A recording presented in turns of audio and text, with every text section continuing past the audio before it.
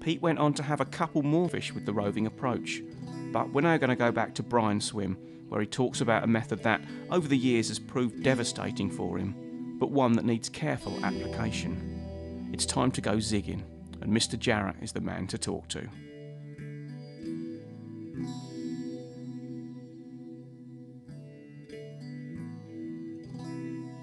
Zig rigging, I think, is the most exciting way of fishing.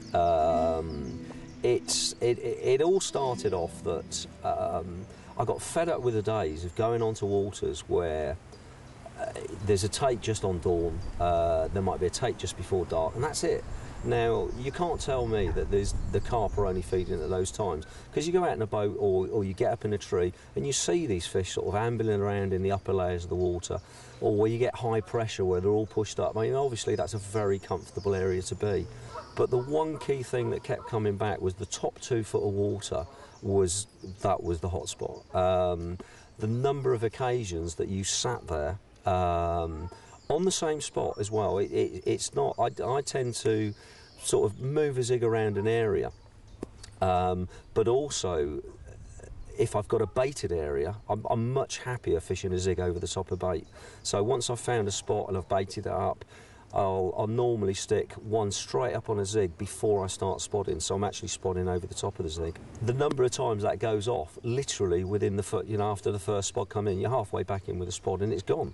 You know, the fish spend an awful lot of time in that upper layer, and I think the majority of the day you've got your rigs down there and the fish are nowhere near it. Floater fishing is an important side to your angling.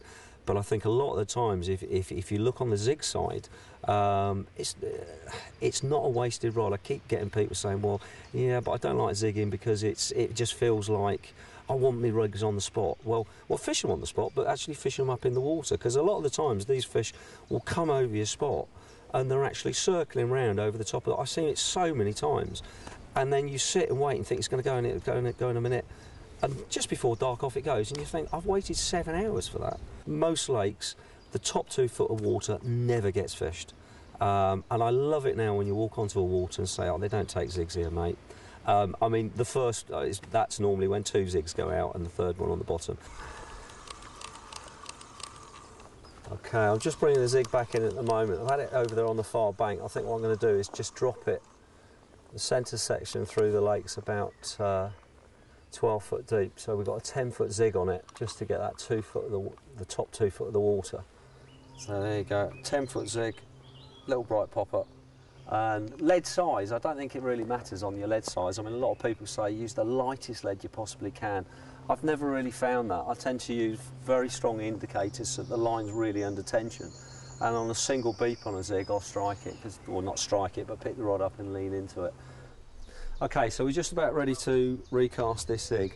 Now, obviously, if you've got background like this, which is just wood chippings, you can lie your rig on there, it's not going to snag anything, and it's going to go out there quite easily, so that's not a problem.